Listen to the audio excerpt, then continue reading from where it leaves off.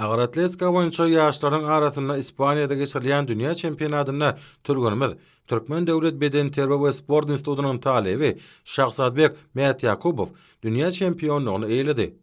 102 kilogram agrymda çykyş eden iýleşimide dünýä ýarşyna taý tapylmady.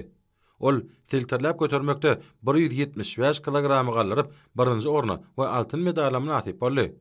İyileşimiz itekläp götürmekde 216 kilogramy gallaryp birinji orny we altyn medal gazanmak başardy. Türgönimiziň itekläp götürmekde 216 kilogramy gallyrmagy ýaşlaryň arasyndaky dünýä rekordyny täzeledi.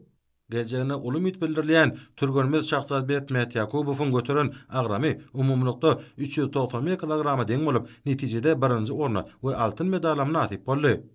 Dünýä çempionatyna 81 kilogram agramda çykyş eden Türgönimiz Amanjan Rustamowa silterläp götürmekde 103 kilogramy gallaryp 3-nji orny we 1-nji medal eýledi.